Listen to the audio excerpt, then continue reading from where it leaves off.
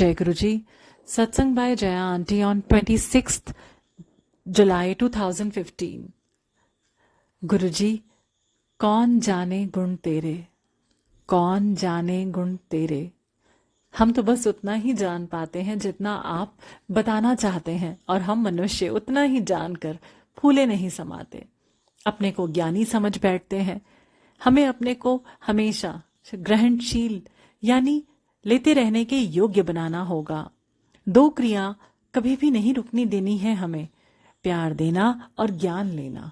हर जीव निर्जीव समय समय पर हमारे ज्ञान का स्रोत बन जाता है। हमें बस लेना आना चाहिए। प्रकृति निरंतर देती ही रहती है, हम सीखते भी रहते हैं। अचानक जैसे ही हमें लगता है कि हमें तो सब मालूम है, बस वहीं यात्रा रुक गई हमारी। फिर हमारे गुरु को हमारा वो वहम निकालने के लिए कोई लीला रचनी पड़ती है। थोड़ा दुख होता है, थोड़ा विस्मय होता है, पर हमें गुरुजी हम समझा कर ही छोड़ते हैं कि अभी तो हमें और भी अच्छा, बहुत अच्छा बनना है। अंगुली मार डाकू यानी महर्षि वाल्मीकि की कहानी हम सबके सामने इस बात का प्रत्यक्ष उदाहरण है कि भक्ति और ज्ञान अर्जित करने की कोई उम्र या व्यवसाय नहीं होता। भक्ति हमारे अंदर कभी भी स्फुरित हो जाती है, बस उनकी कृपा होनी चाहिए। और जब भक्ति अंदर आ गई तो समस्त ब्रह्मांड का ज्ञान तो उसी तरह हमारे पास आता रहेगा जैसे सूर्य की किरण। हमें छाता नहीं लगा देना है बीच में, यानी अपना दिमाग इस्तेमाल नहीं करना है। जब सृष्टि हमारे जरिए कुछ देना चाहती है, अपने सृजन को ऐसे माध्यम बनना है कि जो आए वही बाहर आए, बिना तोड़े मोड़े, बिना छने। हर वक्त कहा जाता है कि पाप से भागो, पापी से नहीं। इस बात का मतलब ही नहीं समझ आता है हमें, तो हम कैसे सही फैसला कर सकते हैं। हम में से ज्यादातर लोग सिनेमा देखते ही हैं, कभी ना कभी किसी हीरो हीरोइन के फैन भी रहे होंगे। कई तो उन्हें पागलों की तरह प्यार तक करते हैं। उनके तरह तरह के स्कैंडल्स और चर्चों के बावजूद भी हमारा प्यार और सम्मान, कहीं अंतर नहीं आता है उसमें। वहीं हमारे आसपास कोई बंदा या बंदी का नाम इस तरह के एक भी विवाद में आ गया और हम सबसे आगे होते हैं उन्हें तरह तरह से प्रताड़ित करने में। कितनी तरह की उपाधि दे देते हैं, जबकि हो सकता है कि हम भी ऐसी ही किसी नाव में सवार हों। अब ये दोहरा व्यवहार हमें आगे बढ़ने से रोकता है। ये सब सही लगे या गलत, जो भी हमें मानना है सरलता के साथ मानना है। हमारे मन पर सिर्फ हमारा हक है, ये हमें जानना होगा। कुछ देर हम किसी और की सुनकर चल सकते हैं, पर सृष्टि हमें ऐसे मोड़ पर लाती है जहां तो खुद को ही जवाब देना होगा। हम गुरुजी के बंदे हैं, हमें थोड़ा लिबरल सोच रखने की आवश्यकता है।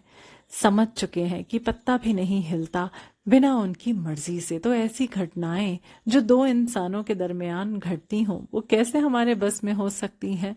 हाँ, जब हम गुरुजी के शरण में हैं और प्रार्थना कर रहे हों कि प्रभु जो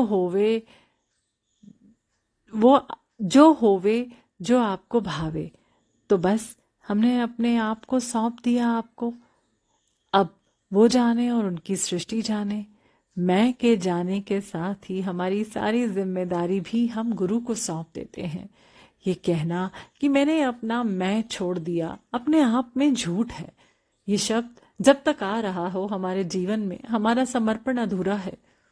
मैं जाएगा, पर बहुत धीरे धीरे कोशिश जारी रखनी है। जैसे जैसे समर्पण बढ़ता जाता है, प्रकृति हमारी जिम्मेदारी अपने आप उठाना शुरू कर देती है। जब हम इस मैं से मुक्त हो जाएंगे, हमारे लिए कोई काम नहीं बच जाता है। ऐसे बंदों का सारा काम सृष्टि खुद पूरे करती है। ऐसे अनेक संगत को देखने और सुनने का मौका मिला जिन्हें प्रकृति एक छोटे बच्चे की तरह पालती है। गुरुजी के दर के ये वो फकीर हैं जो बस देना ही जानते हैं, उन्हें लेने के लिए कुछ शेष ही नहीं रहा। हम सबको इस मंजिल तक पहुंचना है।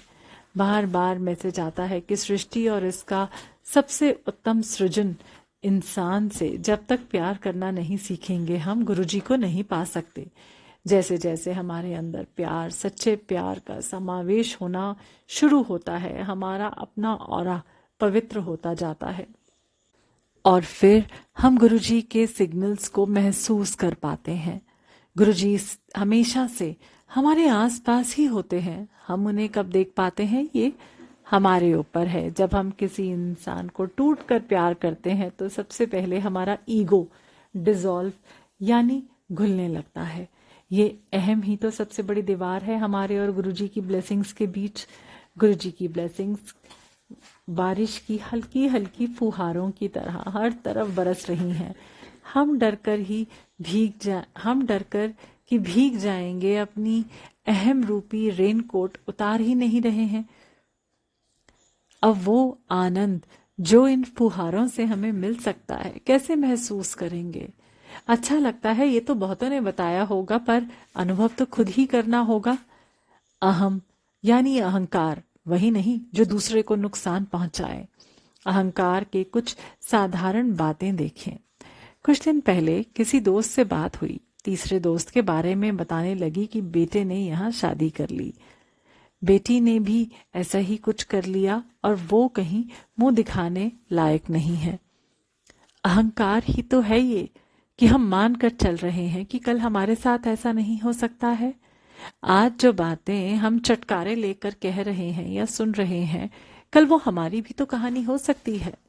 हम ज्यादा कुछ नहीं कर सकते। ऐसी बातों को सुनने से या कहने से खुद को रोक जरूर सकते हैं। उसके साथ हुआ तो हमारे साथ भी होगा, ये सोचकर डरना नहीं है। जैसी प्रभु की इच्छा ये मानकर अपने को कर्ता और उस कर्म फल से दूर कर देना है। हम क्या बनाएंगे अपने बच्चों की जिंदगी? हम तो बस उन्हें गुरुजी तक पहुंचा दें, यही हमारा सबसे बड़ा योगदान होगा उनकी जिंदगी के लिए। सब गुरुजी के ही बच्चे हैं। गुरुजी सब पर मेहर करें। जय गुरुजी।